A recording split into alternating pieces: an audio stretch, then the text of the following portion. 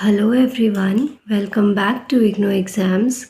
आज मैं आपको इग्नो के कोर्स BSOE 146 करवाऊंगी, सोशोलॉजी वाला। ये पार्ट मैं आगे का कंप्लीट करूंगी। अभी पहले ये जो वीडियो है इसको मैं कंप्लीट, इसमें जो कंसेप्ट है इसको कंप्लीट करवा के इससे जो नेक्स्ट वीडियो होगी उसमें मैं आपको इसके इम्पॉर्टेंट क्वेश्चंस की लिस्ट प्रोवाइड करूँगी कि ये क्वेश्चंस तो एटलीस्ट आपको एग्ज़ाम में करने ही करने हैं। और आज के दिन की मैं आपको 2 ही वीडियोज़ अपलोड करूँगी। एक तो ये वाली वीडियो हो जाएगी और इसके बाद में क्वेश्चंस की एक प्रैक्टिस क्वेश्चंस के लिए भी मैं आपके लिए एक वीडियो अपलोड कर दूँगी, जिससे कल का आपका एग्ज़ाम बहुत अच्छा हो। एंड कल के एग्ज़ाम के लिए गुड लक, जिनका भी कल एग्ज़ाम है। मेरी विशेस, मेरी ब्लेसिंग्स आप सबके साथ में हैं। और प्लीज़ कमेंट करिएगा कि आप सबका एग्ज़ाम कैसा हुआ। चलिए स्टार्ट करते हैं। टॉपिक है हमारा meaning of the concept of descent. Descent क्या होता है? अगर हिंदी में इस वर्ड को मैं बोलूँ तो वंश होता है इसका मतलब। वंश का मतलब क्या होता है? जो आपके एंचेस्टर्स होते हैं, जो आपको वंश विरासत में जो चीज़ें मिलती हैं, वो चीज़ें, उस कंसेप्ट को हम डिसेंट कहते हैं और यही हम इसमें पढ़ने वाले हैं। Descent can be defined as a relationship defined by the connection to an ancestor. जो हमारे पूर्वज होते हैं, वंशज होते हैं, उनसे जो कनेक्शन होता है उसे हम डिसेंट कहते हैं।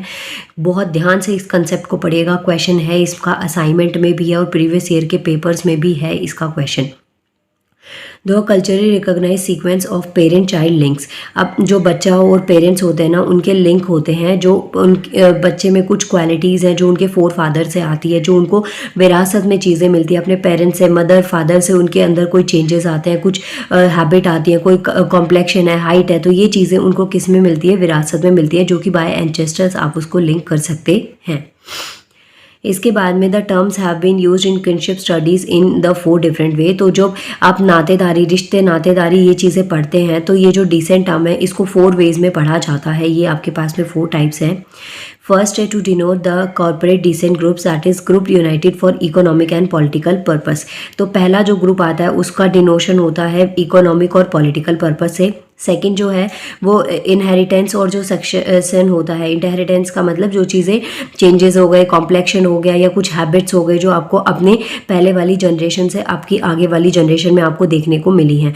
इवन कई बार आपने ये चीज़ें देखी भी होगी, जब बच्चा पैदा होता है तो जो आपके फैमिली के जो बाकी मेंबर्स होते हैं, स्पेशली आपके दादी और दादा, ये सब जो होते हैं वो बच्चे को देख के ही बता देते हैं कि इस बच्चे में जो बच्चे का फेस स्ट्रक्चर है या जो बच्चे की थोड़ी बहुत क्वालिटीज़ होती हैं वो किसके ऊपर गई हैं। तो यही सब चीज़ें इसमें इनहेरिटेंस में आती हैं। To refers a type of kinship terminology. And last point आता है regardless of which line marital और patrilineal both are both. Patrilineal का मतलब हो गया फादर से रिलेटेड और मैट्रिनीलियल का मतलब हो गया मदर से related, are chosen for the above 3 purposes. तो ये जो तीनों ही पर्पस है ना, ये 2 कैटेगरीज के अकॉर्डिंग इनको चूज़ किया जाता है। ये फादर की साइड से है या मदर की साइड से। तो मैट्री वर्ड जब भी होगा तो आपको ध्यान में रखना है मदर के लिए डिफाइन करें, और पैट्री वर्ड जब भी होगा तो आपको ध्यान में रखना है कि फादर के लिए आप इस चीज़ को डिफाइन करते हैं। Now, lineal relatives refers to one ascendants and descendants. Linear relatives are those who belongs to the same ancestral stock in direct line of descent. जो linear relatives होते हैं, जैसे कि आपके मदर फादर के अलावा जो भी आपके relatives होते हैं जो आपके सेम ब्लड ग्रुप या एक ही फैमिली से बिलोंग करते हैं। फैमिली से बिलोंग करने का मतलब है कि जो आपका सरनेम है, जो कास्ट है, गोत्र है, जो भी चीज़ें हैं वो आपकी सबकी सेम चली हुई आ रही हैं, तो उसे हम लीनियर डिसेंट कहते हैं।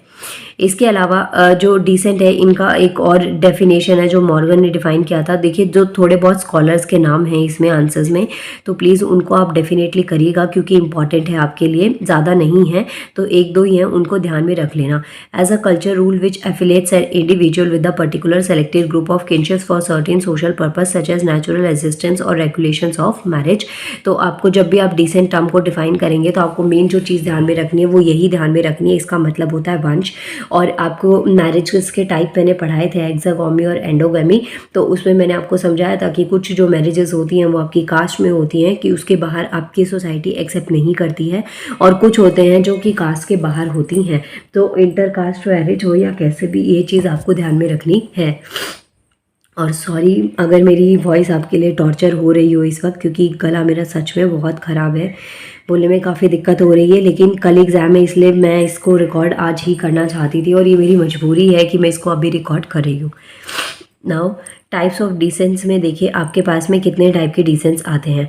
तो फर्स्ट जो आता है वो आता है यूनिलिनियन। यूनि का मतलब जो होता है वो होता है सिंगल, तो ये आपको ध्यान में रखना है। This trace descent only through a single line of ancestor, male हो या फीमेल हो। एक जो सिंगल लाइन ऑफ एंचेस्टर होता है कि किसी के अंदर क्वालिटी या तो मेल की आई है सारी, मीन्स की फादर से आई हैं, या फिर जो आई हैं वो मदर से आई हैं, फीमेल से आई हैं। दोनों में से जब एक के जो मोस्टली जो चीज़ें हैं, जो भी जीन्स वगैरह हैं, जो भी एक के जब हाईलाइट होते हैं ना, तो उसे हम यूनिलिनियन कहते हैं। दोनों में से किसी के भी, चाहे मेल के हो चाहे फीमेल के हों। और both male and females are the member of unilineal family, but descent links are only recognise through relatives और टू वन जेंडर। अब यहाँ पे 2 बेसिक फॉर्म्स है यूनिलिनियन डिसेंट्स की। टाइप्स ऑफ डिसेंट्स में अब यहाँ पे जो यूनिलिनियन है ना, जिसमें भी एक सिंगल भी होता है, उसमें भी आपके पास में 2 बेसिक फॉर्म्स दे रखी हैं जिसको आप इसमें पढ़ सकते हैं और समझ सकते हैं। तो एक है पैट्रीलिनियन एंड सेकंड वन इज मैट्रीलिनियन। ये ध्यान में रखना है। पैट्रीलिनियन का मतलब होता है जो फादर से रिलेट करता है, और जो मैट्रीलिनियन है इसका मतलब जो फीमेल मदर से रिलेट करे। अब यहाँ पे आपको ना 2 डायग्राम्स दे रखे हैं और बहुत बहुत ज़्यादा इंपॉर्टेंट आपको ध्यान में रखना है। इसके लिए एब्रीवेशंस है। जो ट्रायंगल है वो मेल है, और जो सर्कल है वो क्या है, फीमेल है। और मेल और फीमेल है। जो स्क्वायर बॉक्स है वो मेल भी हो सकता है और फीमेल भी हो सकता है। अगर थोड़ी बहुत साइंस पढ़ी हो तो उसमें ध्यान होगा XX और जो XY क्रोमोसोम्स होते हैं ना, सेम चीज़ यहाँ पे भी कुछ इसी तरीके से डिफाइन करी गई है, लेकिन यहाँ पे क्रोमोसोम के पेयर्स को नहीं डिफाइन किया गया है। यहाँ पे इस तरीके से इसको सोशियोलॉजी पर्सपेक्टिव से इसको डिफाइन किया गया है। तो F stands for father, M stands for mother, B for brother, Z for sister और E for individual whose skins are being referred. तो ये ईगो वर्ड जो लिखा हुआ है इसका मतलब ये नहीं है कि ईगो जो आप सेल्फ रिस्पेक्ट वाली बात करते हैं। तो ये पॉइंट्स आपको ध्यान में रखने हैं। कुछ इस तरीके से डायग्राम को आप रिप्रेजेंट कर सकते हैं, और डायग्राम बहुत लिमिटेड है, इसमें 4 से 5 ही हैं, और इनको प्लीज़ प्रिपेयर करिएगा। अपने आंसर में आप इनको लिखेंगे तो एक अच्छा इम्पैक्ट, एक पॉजिटिव इम्पैक्ट एग्जामिनर पे आपके एग्जाम आंसर शीट का पड़ता है। अगर हम बात करें depictions of societies as neatly ordered by the unilinear descent into clearly bounded nested into different scales was quite from everyday political reality, personal experience of kinship would vary considerably for the nominative models. तो जो nominative models होते हैं ना, ये वो models होते हैं जहाँ पे आप अपने अकॉर्डिंग चीज़ों को डिफाइन करना चाहते हैं, या आपकी एक इमेजिनेशन होती है कि आप ऐसी सोसाइटी चाहते हैं या ऐसे टाइप के लोग चाहते हैं, या फिर जब बच्चा होता भी है ना, आपकी फैमिली का कोई मेंबर नया आता भी है, तो उस टाइम पे हर किसी की अपनी एक इमेजिनेशन स्टार्ट हो जाती है कि उसमें ये क्वालिटीज़ होनी चाहिए, उसको ऐसा होना चाहिए, इस टाइप से। तो आपको ध्यान में रखना है। टाइप्स ऑफ डिसेंट में जब पहला टाइप आप लिखेंगे वो है यूनिलिनियन, और यूनिलिनियन में जब आप लिखेंगे इसकी 2 बेसिक फॉर्म्स होती है, पैट्रीलिनियर और मैट्रीलिनियर। अगर आपको ज़्यादा लर्न नहीं होता, लिखा नहीं जाता है, तो ये डायग्राम भी बना देंगे ना, तो फर्स्ट पॉइंट आपका मोर देन इनफ हो जाएगा। सेकेंड आता है डबल डिसेंट। तो इसमें क्या होता है, जो पैट्रीलिनियन और मैट्रीलिनियन दोनों ग्रुप से जो डिसेंट ट्रेस होते हैं, जो भी वंश अनुगत लक्षण होते हैं, जो दोनों ही इनसे ट्रेस करे जाते हैं, फादर साइड से भी और मदर साइड से भी, तो उसे हम डबल डिसेंट कहते हैं। फॉर एग्जाम्पल यहाँ पे दे रखा है, inheritance of immovable material such as land may be domain of the patrilage, while the matrilage control the inheritance of movable object such as livestock. The यहाँ पे आपको क्या चीज़ बता रखी है, जैसे कि जो हाउस साइट्स होती हैं या जो लैंड होता है, ज़मीन होती है जहाँ पे आप सरवाइव कर रहे हैं, तो वो जो प्रैक्टिसेस होती हैं वो दोनों ही साइड से हो सकती है। वो मैट्रीलिनियल साइड से भी हो सकती है, पैट्रीलिनियल साइड से भी हो सकती है। और इसके अंदर ये जो प्रैक्टिसेस होती हैं जॉइंट रेजिडेंस की फॉर ऑल द मेंबर्स, चाहे वो मैन हो चाहे वो फीमेल हो, दोनों के लिए ही क्या होता है, सेम होता है। इस आंसर को आप रिलेट कर सकते हैं। जो मैंने आपको टाइप्स ऑफ मैरिजेस बताया था, जिसमें एक फॉर्म होती है जिसमें वो जो ब्राइड और जो ग्रूम होते हैं, मीन्स की जो न्यूली मैरिड कपल होता है, वो अपने फादर के, वो ग्रूम के फादर के वहाँ रहते हैं या ब्राइड की मदर के वहाँ पे रहते हैं, तो इस अकॉर्डिंग आप इनको रिलेट कर सकते हैं। मेनली आप जब इसका डबल डिसेंट की बात करेंगे, तो यहाँ पे आप जो बात करेंगे वो चीज़ें होंगी, आपका जो भी सोसाइटी है, लैंड है, या फिर जो लाइवली स्टॉक है, या फिर करेंसी है, वेल्थ है, जो मतलब कि संपत्ति से रिलेटेड जो चीज़ें आती है वो आता है डबल डिसेंट में। इसके बाद में नेक्स्ट आता है कॉग्निटिव। तो कॉग्निटिव सिस्टम जो होता है, कॉग्निटिव का मतलब होता है जो चीज़ आपकी मतलब आपके माइंडसेट से, नॉलेज से, इन सब चीज़ों से जब रिलेट करता है तो उसे हम कॉग्निटिव कहते हैं। System of descent in which a child is recognised as the descent equality of both the father and the mother. It also referred as a bilateral and bilinear descent system अब ये जो cognitive है ना, यहाँ पे यूनिलीनियर तो नहीं होगा, बायलेटरल या बायलीनियर हो सकता है। अब इसमें जो मेंबरशिप होती है can be acquired through either the father और द मदर। तो कॉग्निटिव अप्रोचेस में आपको ये ध्यान में रखना है कि जो भी नया मेंबर आता है, नई जनरेशन आती है, उसके सोचने का तरीका क्या है। अब जब वंश की बात करते हैं ना, वंशागुणित लक्षण जो आपके होते हैं, जो आपको इनहेरिटेंस में, हेरिडिटी में जो चीज़ें मिलती हैं, तो वो बहुत सारी चीज़ें हो सकती है। अर्निंग का तरीका हो सकता है, रहने का तरीका होता है, बोलने का तरीका हो सकता है, आपकी लाइफ स्टाइल हो सकती है। तो कोई भी एक पर्टिकुलर पॉइंट को आप इसमें डिफाइन नहीं करेंगे, इसमें बहुत सारे जो पोर्शंस होते हैं, बहुत सारे पैटर्न्स होते हैं जिसके ऊपर आप इसमें वर्क करते हैं। इसके बाद में नेक्स्ट जो पॉइंट आता है वो आता है एम्बी, क्या है ये वर्ड क्लियर नहीं हो रहा है, वेट अ मिनट, एम्बीलीनियल। तो जो एम्बीलीनियल है, अब यहाँ पे देखिए मैंने आपको ना टोटल 4 टाइप्स बताए हैं डिसेंट ग्रुप के। फर्स्ट आप लिखेंगे यूनिलीनियल, सेकंड जो है वो है डबल डिसेंट हो गया, और थर्ड जो है वो है cognitive, and fourth one is ambilineal. तो पहले तो आप जब डिसेंट आपका क्वेश्चन आता है व्हाट इज डिसेंट, तो अगर आए चाहे ना आए, आपसे क्वेश्चन में पूछा जाए टाइप्स ऑफ डिसेंट आपको डिफाइन करना है, या किसी भी एक पर्टिकुलर पॉइंट को उठा के पूछ लिया जाए, यूनिलीनियर, डबल डिसेंट, या फिर कॉग्निटिव, या फिर एम्बीनीलियल डिसेंट, तो चारों में से कोई भी अगर आपसे पूछा जाए तो इन दोनों ही टाइप के क्वेश्चन में एक चीज कॉमन होगी, वो है इंट्रो। और इंट्रो किसका, डिसेंट का। क्या होता है, वंश होते हैं। वंश का क्या मतलब है, कोई चीज आपको विरासत में मिल रही है, हेरिडिटी में कोई चीज मिल रही है, तो उसको आपको पहले डिफाइन करना होगा, थोड़ा सा इंट्रो देना है। उसके बाद में आपसे टाइप पूछे जाते हैं तो main heading banana, types of descents. उसके बाद में आप ऐसे ब्रांचेस बना के इसको एक्सप्लेन करना, क्योंकि जब आप ब्रांचेस बनाते हैं या फ्लो चार्ट टाइप में बना देते हैं ना, जैसे जैसे सर्कल के साथ में आपने ब्रांचेस क्रिएट कर दी, तो उससे एग्जामिनर पे एक अच्छा इंपैक्ट पड़ता है। उनको वही चीज़ फिर हाईलाइट हो जाती है कि हाँ बच्चे ने ये चीज़ करने का ट्राई किया या उसे वो चीज़ें आती हैं। जैसे अभी हमारे पास ना ऐसे ये पूरा थ्योरी पोर्शन में लिखा हुआ है, पूरा ऐसे स्टेटमेंट की फॉर्म में, तो इस पर थोड़ा कम ध्यान जाता है और रीडिंग में भी कुछ खास मन नहीं करता। लेकिन जब आप हर एक पॉइंट को ऐसे क्लैरिफाई कर देते हैं ना सेपरेट, और ये तभी पॉसिबल है जब थोड़ी बहुत आपको नॉलेज हो। तो जब आप इस तरीके से पॉइंट्स को डिफाइन कर देते हैं तो उससे एग्जामिनर का ध्यान आपकी शीट पे डेफिनेटली जाता ही जाता है। जब हम एम्बीनीलियल की बात करेंगे तो ये both operate the sociopolitical level but the level of individual various rules. अब यहाँ पे जो सोसाइटी के बेसिस पे और जो इंडिविजुअल बेसिस पे दोनों ही तरीके की जो लेवल्स होते हैं इसको मेजर किया जाता है। किसमें, एम्बीलीनियल में। तो ये आपको ध्यान में रखना है। यहाँ पे 4 टाइप्स ऑफ डिसेंट ग्रुप से जो हमने चारों टाइप्स पढ़ी हैं। फर्स्ट में आता है यूनिलीनियर डिसेंट, एंड उसके बाद में नेक्स्ट आपके पास में आता है, कहाँ है, यहाँ पे लिखा हुआ तो होना चाहिए ना, हाँ वेट अ मिनट, चलिए पूरा पैराग्राफ ही पढ़ के समझाने का ट्राई करती हूँ मैं, क्योंकि ना यहाँ पे काफ़ी ब्लर सा दिख रहा है और पता नहीं क्या हो रहा है, छोड़िए।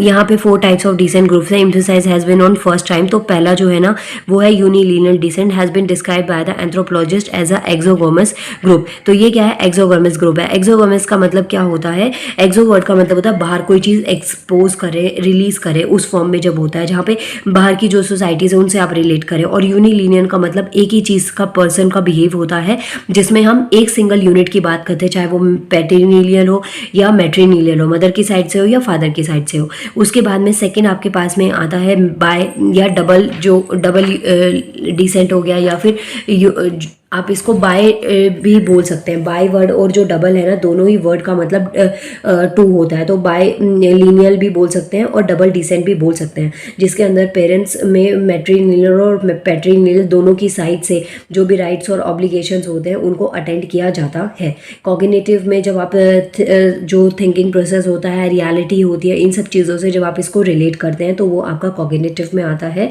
और जो एम्बीनीलियल की बात करेंगे तो उसका मतलब होता है कि जब आप किसी भी चीज़ को ना सोशल और इंडिविजुअल दोनों पर्सपेक्टिव से देखते हैं कि सोशल पर्सपेक्टिव क्या है और जो इंडिविजुअल पर्सपेक्टिव है क्या क्या है, दोनों तरीके से जब आप उसको रिलेट करते हैं। अब यहाँ पे चेक योर प्रोग्रेस 1 में आपको क्वेश्चन गिवन है डिफाइन डिसेंट क्या है। अभी मैंने आपको क्वेश्चन बता दिया कि क्वेश्चन आने के पूरे चांसेस हैं। इसके बाद में आपको डिफरेंस देना है यूनिलीनियर डिसेंट और डबल डिसेंट, तो दोनों के बीच के आपको डिफरेंसेस लिखने हैं। इसके बाद में नेक्स्ट शीट आती है हमारे पास, हाँ, ये शीट भी काफ़ी ज़्यादा इम्पॉर्टेंट है आपके पास में। इसमें कई सारे पॉइंट्स दे रखे हैं। यहाँ पे आपको ना सेवरल कंसेप्ट दे रखे हैं that are often considered synonymous of family. Synonymous of family का मतलब हो गया जो फैमिली से ही सिमिलर होते हैं। बहुत सारे ऐसे फंक्शंस होते हैं। फैमिली जब हम डिफाइन करते हैं तो मदर, फादर और उनके बच्चे हो गए, और इसके अलावा जॉइंट फैमिली, न्यूक्लियर फैमिली, तो उस अकॉर्डिंग जो मेंबर की स्ट्रेंथ होती है वो बढ़ती चली जाती है। लेकिन फैमिली के अलावा भी बहुत सी ऐसी टर्म्स हैं जिसको आप जो फैमिली के सिनोनिम्स है जिनको हम डिफाइन करते हैं फैमिली की जगह पे। तो यही आपको इनमें मैं आज आपको समझाऊंगी कि इसमें कौन कौन से जो टाइप्स है वो आते हैं। But in sociology a clear cut distinction between further there is no definitions of family. तो यहाँ पे देखिए आपको ना definition depends on the perspective takens. तो ये जो फैमिली वर्ड है या और बाकी के जो वर्ड्स हैं जैसे कि हाउस होल्ड हो गया या डोमेस्टिक ग्रुप हो गया, तो ये चीज़ों की जो डेफिनेशन है वो इस पर्सपेक्टिव के ऊपर डिपेंड करती है कि आप क्या ले रहे हैं, किस चीज़ को इमेजिन कर रहे हैं। जैसे कि अगर फैमिली की बात करें तो मदर, फादर और उनके बच्चे। ओके, तो ये चीज़ तो फैमिली का एग्जाम्पल है ही है। लेकिन वहीं पे अगर हम इसमें अंकल, आंट और जो ताऊ जी हो गए या और जो फैमिली के मेंबर्स को अगर आप डाल देते हैं तो वो भी तो फैमिली का ही एक टाइप है। लेकिन यहाँ पे जो इसका वे ऑफ पर्सपेक्टिव था ना वो काफ़ी हद तक चेंज हो गया। तो इस तरीके से जो फैमिली है इसकी डेफिनेशन में वेरिएशंस आती हैं पर्सपेक्टिव के अकॉर्डिंग कि आप किस अकॉर्डिंग जो पर्पस क्या है आपका फैमिली को डिफाइन करने का, किस टाइप की फैमिली को आप डिफाइन कर रहे हैं, तो ये चीज़ें मैटर करती हैं। अब हमारा पहला टॉपिक आता है वो है हाउस होल्ड। बहुत ज़्यादा इंपॉर्टेंट टॉपिक है। अगर आपने असाइनमेंट देखा हो ना तो उसमें इसके ऊपर शॉर्ट नोट पूछा हुआ है, तो इसको प्लीज़ ध्यान से करिएगा। हाउस होल्ड क्या होता है? Defined as a group of person sharing a home और a living space.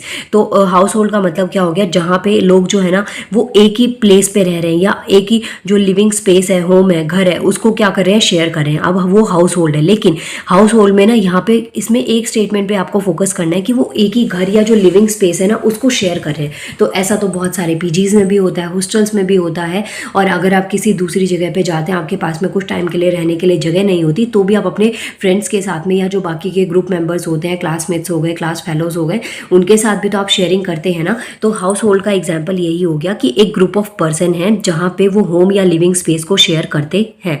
Who aggregates and share their incomes. तो इनकम शेयर करने का मतलब ये नहीं होता कि वो अपनी इनकम किसी को दे रहे हैं। इनकम शेयर करने का मतलब ये है कि जैसे कि मानिए आप किसी घर में कहीं पे रहते हैं, रेंट पे रहते हैं, तो आपका जो रेंट है ना वो आता है 5000। तो वो 5000 कभी आपने पे कर दिया, कभी आपके फ्रेंड ने पे कर दिया, क्योंकि आप दोनों ही वहाँ पे रह रहे हैं। कई बार ग्रुप ऑफ पर्सन रहते हैं तो जो भी एक्सपेंसेस था, चाहे वो रेंट का था, चाहे वो इलेक्ट्रिसिटी बिल है, चाहे वो फूड है, खाने पीने का खर्चा, तो वो कोई भी जो खर्चा था, एक्सपेंसेस था, उसको आपने इक्वली तीनों में डिवाइड कर लिया या आपस में शेयर करके उसको कंप्लीट कर रहे हैं। तो वो चीज़ें होती हैं जो इनकम्स है उसका शेयर करना। अब इसके अलावा यहाँ पे evidence by the fact they regularly take meals together, और यूजुअली वो लोग जो मील है ना, खाना जो है वो अपना साथ में ही खाते हैं। तो किसी भी टाइम का खाना वो उनका साथ में ही होता है। तो इस चीज़ को अगर हम डिस्क्राइब करें तो वो हाउस होल्ड होता है जहाँ पे बहुत सारी कॉमन चीज़ें हो गई। खाने का टाइम कॉमन हो गया, जो खाना खा रहे हैं वो भी कॉमन है, ऐसा नहीं कि सबके अलग अलग वेरिएशंस है। जो कुकिंग पॉट होता है जिसमें खाना बन रहा है वो भी कॉमन है, प्लस जहाँ पे वो रह रहे हैं, जो स्पेस वो लोग शेयर कर रहे हैं वो भी क्या है? कॉमन है। तो इसे आप हाउस होल्ड से डिफाइन करेंगे। इसके अलावा हाउस होल्ड की एक और डेफिनेशन दे रखी है जो बेसिक रेजिडेंशियल इकोनॉमिक प्रोडक्शन होता है, कंजप्शन होता है, इनहेरिटेंस होता है, चाइल्ड रियरिंग होता है, शेल्टर होता है, तो उसे हम हाउस होल्ड कहते हैं। तो ये आपको ध्यान में रखना है। हाउस होल्ड का मतलब हो गया घर is a residential and domestic unit होता है जहाँ पे एक और एक से ज़्यादा लोग एक साथ एक प्लेस पे रहते हैं, सेम तरीके से खाना खाते हैं, सेम साथ में खाना खाते हैं और सेम बर्तन में उनका खाना बनता है। तो ये आप हाउस होल्ड को ऐसे डिफाइन करेंगे। अगर आपको और पॉइंट्स भी पढ़ने हैं तो ये चीज़ भी आप यहाँ से पढ़ सकते हैं। इसके बाद में नेक्स्ट हाउस होल्ड के बाद में नेक्स्ट जो आता है आपके पास में डिफरेंस पूछा गया है कि जो फैमिली और हाउस होल्ड है ना उसमें क्या डिफरेंस होता है। तो अगर हम फैमिली का बात करें तो ये प्रिंसिपल ऑफ किनशिप पे डिपेंड करती है। किनशिप का मतलब होता है नातेदारी, कि आपका किसी से कितना रिलेशन है, आपकी कौन से कौन जान पहचान में है, कहाँ के कैसे कैसे आपके रिश्तेदार हैं। Whose members usually share a common residence resides in a house और home state. The residential unit is called the household. तो फैमिली और हाउस होल्ड में डिफरेंस क्या होता है? जहाँ पे ग्रुप ऑफ पर्सन जो रह रहे हैं, तो वो क्या है, एक फैमिली का पार्ट है जहाँ पे वो लोग कॉमन रेजिडेंस को शेयर करते हैं, और जहाँ पे जो रेजिडेंशियल यूनिट होती है उसे हम हाउस होल्ड कहते हैं, घर। इन शॉर्ट जो फैमिली और हाउस होल्ड है दोनों आपस में रिलेट करते हैं, क्योंकि फैमिली से ही क्या बनता है, घर बनता है। जब आप किसी को अपना समझते हो, अपनी फैमिली समझते हैं, तभी तो आप उसके साथ में रहते हैं ना। ऐसा तो नहीं है कि आप रोड पे इतने सारे लोग जाते हैं, सबको पकड़ पकड़ के अपने घर में लेकर आ रहे हैं कि चलो हमारे घर पे रहना है, फैमिली बनानी, ऐसा तो नहीं पॉसिबल होता ना। तो जब फैमिली और हाउस होल्ड है ना, वो दोनों ही आपस में क्या करते हैं, रिलेट करते हैं। अब जो हाउस होल्ड है ना, वो क्या है, कंपनसेट और को रेजिडेंशियल ग्रुप है, एक तरीके का, जहाँ पे वो लोग साथ में मिलकर रहते हैं। House hold is an extension of family. तो हाउस होल्ड क्या है, फैमिली का जो एक्सटेंडेड फॉर्म होता है वो होता है हाउस होल्ड। क्योंकि फैमिली की अगर हम बात करें तो उसमें ज़्यादातर क्या देखे थे, फादर मदर और उनके बच्चे। जब यहाँ पे मेंबर्स बढ़ जाते हैं तो हम एक घर क्रिएट करते हैं और जिसे हम हाउस होल्ड कहते हैं। A group of people can live together regardless of whether they are any kinships ties. For example flatmates हो गए, स्टूडेंट्स हो गए, तो मैंने आपको समझा दिया। हाउस होल्ड का मतलब क्या हो गया, जहाँ पे सब लोग रह रहे हैं, चाहे ज़रूरी नहीं है कि उनका ब्लड रिलेशन है, लेकिन वो सब लोग साथ में रह रहे हैं। तो यहाँ पे कुछ आपको स्टूडेंट्स के एग्जाम्पल दे रखे हैं कि वो लोग पीजी में रहते हैं, तो वो एक हाउस होल्ड का एग्जाम्पल हो गया, जहाँ पे आप अपने रिश्ते नाते किसी के साथ में स्टैब्लिश करते हैं, किसी को अपना समझ के रखने लग जाते हैं। तो ये पॉइंट्स आप यहाँ से पढ़ सकते हैं, और इसको प्लीज़ एक बार पॉज करके और एक बार सिंगल गो में इसको रीड कर लेना, ताकि आपको समझ में आ जाए कि यहाँ पे क्या चीज़ें हैं। इसके बाद में नेक्स्ट आता है आपके पास में डोमेस्टिक ग्रुप। तो डोमेस्टिक ग्रुप क्या है, can describe as a group of people residing together and sharing activities of domestic life. तो डोमेस्टिक ग्रुप क्या होता है, जहाँ पे लोग एक साथ तो रह रहे हैं और अपनी जो डोमेस्टिक लाइफ है उसकी जो एक्टिविटीज़ है उनको वो शेयर कर रहे हैं। तो ये भी एक हाउस होल्ड का ही सिनोनिम है, जहाँ पे जो सेवरल रीजन्स होते हैं, but things of ownership domestic group are basically resources owning and productional unit. तो डोमेस्टिक ग्रुप में हम उन्हीं ग्रुप्स को डालते हैं जहाँ पे जैसे कि उन्होंने साथ में खा लिया, या जो एक्सरसाइज है वो साथ में कर लिया, जो भी हाउस होल्ड काम होते हैं वो उन सबको साथ में कर लिया। जो डोमेस्टिक वर्क होता है, हाउस होल्डिंग का, हाउस कीपिंग का, घर को चलाने के लिए जो चीज़ें चाहिए होती हैं, उन सबको जब वो साथ में प्रैक्टिस करते हैं ना, तो वो एक एग्जाम्पल होता है आपके पास में डोमेस्टिक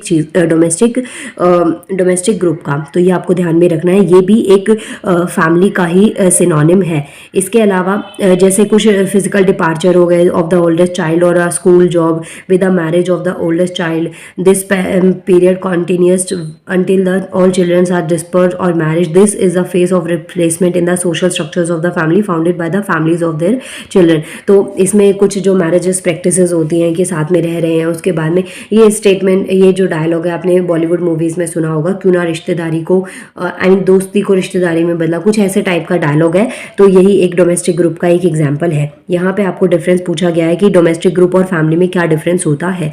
दोनों ही पर्सपेक्टिव आपके लिए इंपॉर्टेंट है। आपको ये भी पता होना चाहिए हाउस होल्ड और फैमिली में क्या डिफरेंस होता है, और यहाँ पे आपको ये पता होना चाहिए कि जो डोमेस्टिक ग्रुप है और फैमिली है उन दोनों में क्या डिफरेंस होता है। जो ओरिजिनल मीनिंग होता है फैमिली का लैटिन वर्ड में, वो सिमिलर होता है दैट ऑफ डोमेस्टिक ग्रुप, क्योंकि जो फैमिली वर्ड है वो लैटिन वर्ड से लिया गया है, जिसका मतलब होता है फैमिलिया। ये मैंने आपको फैमिली जब पढ़ाई थी ना, उस टाइम पे मैंने आपको समझा दिया था। But in sociology, the two have been differentiated on the basis that have some domestic groups are formed by individuals who have no kinships relationships at the same time members of one family distributed over two or more domestic groups.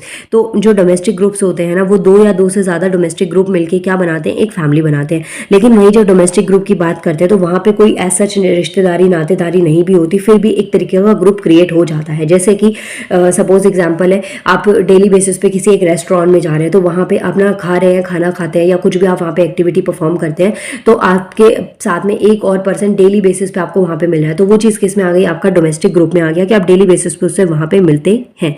आप किसी colleague, आपके कोई colleague है, office work है, तो वहाँ पे आप ये चीज़ें ध्यान में रख सकते हैं, इन पॉइंट्स को एग्जाम्पल में रिलेट कर सकते हैं। इसके अलावा one might put in that domestic domain is a system of social relationships through which the reproductive nucleus is integrated with the environment and with the structures of total society. तो आपके पास में ऐसे डिफरेंस आ जाए दोनों में से किसी भी तरीके से, तो वो आपको पता होना चाहिए। Last but not least important sheet है, इसको ध्यान में रखना है आपको। यहाँ पे कुछ रूल्स दे रखे हैं रिगार्डिंग मैरिज। तो अब यहाँ पे आपको इसको 4 पार्ट्स में डिवाइड किया गया है, जो आपको रूल्स बता रखे हैं मैरिज के। तो यहाँ पे कुछ सेवरल कस्टम्स हैं, रूल्स हैं, जो कि मैरिज जो एक्टिविटीज़ होती हैं उनके कुछ आप कैसे कैसे परफॉर्म कर सकते हैं। तो इसमें आपके पास टोटल 4 पार्ट्स में इसको डिवाइड किया गया है। फर्स्ट आता है insect rule, second one is prohibited rules and third one is endogamy और एक्सोगैमी। तो जो प्रोहिबिटेड रूल्स होते हैं ना, इसी में आपको ये चीज़ें ध्यान में रखनी है। तो ये रूल्स रिगार्डिंग मैरिज है, इसको आप थोड़ा थोड़ा एक्सप्लेन करने का देख लेना अगर आपको इसको करना है तो। और इसके अलावा देखिए यहाँ पे फर्स्ट आता है इंसेक्ट रूल, वहीं पे सेकंड हम बात करें प्रोहिबिटेड रूल में ये 2 पार्ट्स में डिवाइड होता है, एंडोगैमी और एक्सोगैमी। इसको मैं पहले समझा चुकी हूँ, इंसेक्ट, टैबू और ये चीज़, तो इसलिए इसको मैं अभी एक्सप्लेन दोबारा करके टाइम वेस्ट नहीं करूँगी। आप पहली वाली वीडियो में देखिए, ये जो तीनों चीज़ें हैं ना, प्रोहिबिटेड रूल को 2 पार्ट्स में डिवाइड किया गया, एंडोगैमी एक्सोगैमी दोनों समझा चुकी हूँ मैं, और जो इंसेक्ट रूल है इसको भी मैं समझा चुकी हूँ। आज हम इसके थर्ड और फोर्थ टाइप पढ़ेंगे। अगर क्वेश्चन आता है रूल्स रिगार्डिंग मैरिज तो 4 पार्ट्स में इसको डिवाइड किया गया है। फर्स्ट हो गया ये, second prohibited rule and third one is professional और प्रेस्पेक्टिव रूल हो गया। Number 4 is rules applicable to married adult. तो ये टोटल आपके पास में 4 रूल्स हैं, जिसमें से 2 ऑलरेडी मैं एक्सप्लेन कर चुकी हूँ, पहले वाली वीडियोस को देख लीजिएगा आप। और आज हम इसका करेंगे थर्ड, जो कि है प्रोफेशनल और प्रेस्पेक्टिव रूल।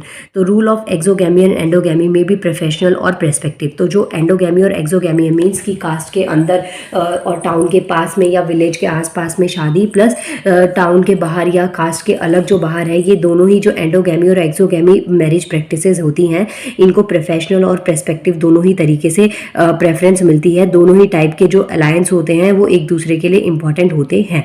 अगर हम कुछ केसेस की बात करें तो इंडिविजुअल में choose a marriage partner within a particular kin group और he may be found to choose only one such kin. तो अगर देखा जाए तो जो मैरिज होती है, रिश्ते नातेदारी में जब होती है, तो एक तरीके की श्योरिटी का, क्योंकि आजकल ना सोसाइटी में बहुत ज़्यादा क्राइम रेट बढ़ गया है, बहुत सारी चीज़ें आपको नेगेटिव सेंस में दिखती हैं।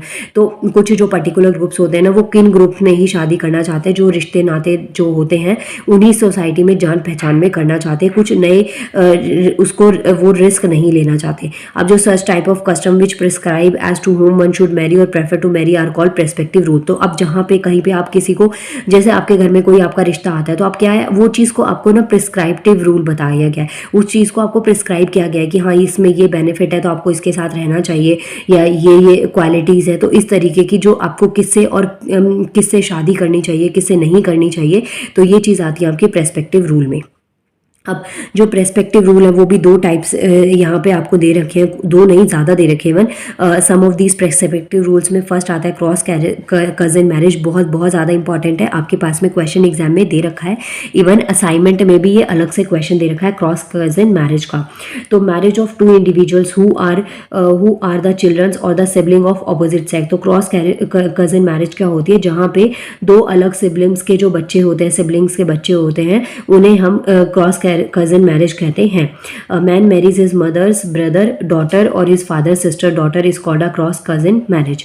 मतलब होती एक ही फैमिली है, लेकिन इसमें जो सिबलिंग्स होते हैं वो अलग होते हैं, ऑपोजिट सेक्स होते हैं। तो यही आपको बता रखा है। Such type of marriage is practice among the Gonds of Madhya Pradesh and the Oraons. यहाँ पे कुछ आपको एरियाज दे रखे हैं, जैसे झारखंड, एमपी, वहाँ पे कुछ एरियाज में ऐसे यहाँ पे ये मैरिज प्रैक्टिसेस होती है। इसके अलावा ये जो मैरिज प्रैक्टिसेस है ये साउथर्न पार्ट ऑफ इंडिया में भी काफ़ी ज़्यादा फेमस है। क्रॉस कज़न मैरिज के बाद में नेक्स्ट आता है आपके पास में पैरेलल कज़न मैरिज। तो यहाँ पे क्या होता है, the marriage of 2 individuals who are the childrens of sibling of the same sex. तो जो सेम सेक्स जो सिबलिंग्स होते हैं ना, जो सेम उसमें आते हैं, उन्हें हम पैरेलल कज़न मैरिज कहते हैं। जहाँ पे ऑपोजिट में आते हैं उसे हम क्रॉस कज़न मैरिज कहते हैं। जो क्रॉस कज़न है ना, ये देखिए इस तरीके से हो गया, और पैरेलल का मतलब होता है ये इस तरीके का जो सिंबल होता है। तो दोनों ही चीज़ें आपको ध्यान में रखनी है। यहाँ पे क्या है,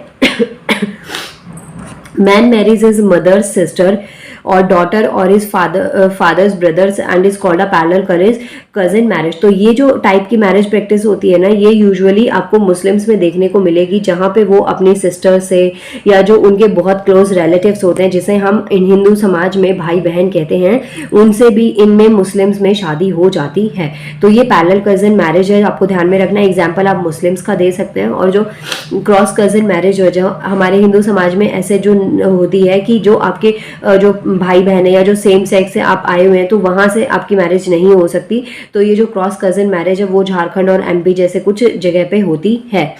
इसके बाद में आता है next, levirate marriage is a practice of custom in which a widow marries her deceased husband's brother. और ये जो है ना, ये कब होता है, जैसे कोई किसी की शादी हुई है, कोई फीमेल है उसकी शादी हुई है और उनके हस्बैंड की कोइंसिडेंटली डेथ हो जाती है या कोई भी वजह रही हो कि वो विधवा हो जाए, विडो बन जाए, तो उस टाइम पे क्या होता है, जो हस्बैंड के जो भाई होते हैं उनसे उसकी शादी करवा दी जाती है, तो वो आता है लेविरेट मैरिज में। तो ये आपको ध्यान में रखना है कि ये एक ऐसी सिचुएशन होती है जहाँ पे ऑप्शन नहीं होता, यहाँ पे उनकी विडो की शादी करवा दी जाती है उन्हीं की फैमिली में। It is also known as natal और नंत्रा। Such type of practice is prevalent among the Toda of Nilgiri hills. तो जो नीलगिरी हिल्स है, ऐसे वैसे यहाँ की स्पेशलिटी नहीं है, बहुत सारी जगह पे ये जो मैरिज है ना ये बहुत कॉमन है। इसके अलावा ये पंजाब के भी कई हिस्सों में आपको ये देखने को मिलेगी। तो लेविरेट या फिर नंत्रा मैरिज जो है, दोनों ही टाइप्स में आपको समझना है और याद रखना है।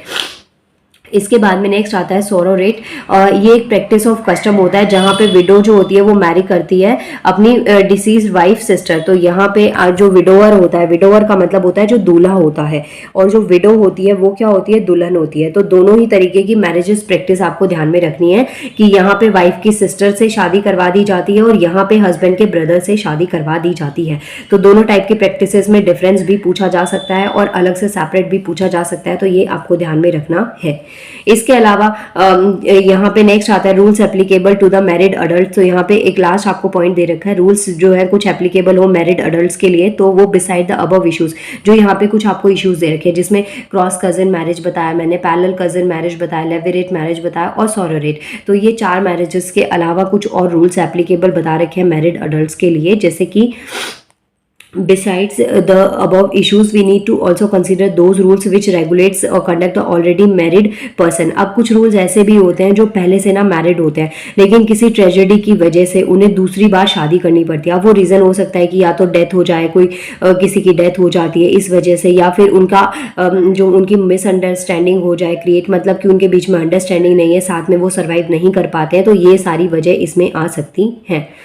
तो अब यहाँ पे आपको ध्यान में रखना है, ये कुछ पॉइंट्स हो गए हैं और ये मैंने पूरा कंप्लीट करवा दिया। ये पेज काफ़ी ज़्यादा इंपॉर्टेंट है क्योंकि असाइनमेंट में भी ना इसमें से आपके पास में डायरेक्ट क्वेश्चंस आए हुए हैं। नाउ मिलते हैं गाइस नेक्स्ट वीडियो में and thank you so much. Please अगर आपको वीडियो अच्छी लगती है तो प्लीज़ वीडियो को लाइक करिएगा, और अगर वीडियो देख रहे हैं और चैनल को सब्सक्राइब नहीं किया तो प्लीज़ चैनल को सब्सक्राइब भी करना, और लाइक बहुत कम टाइम लगता है लाइक करने में, तो प्लीज़ वीडियो को लाइक करिएगा। थैंक यू सो मच, मिलते हैं नेक्स्ट वीडियो में।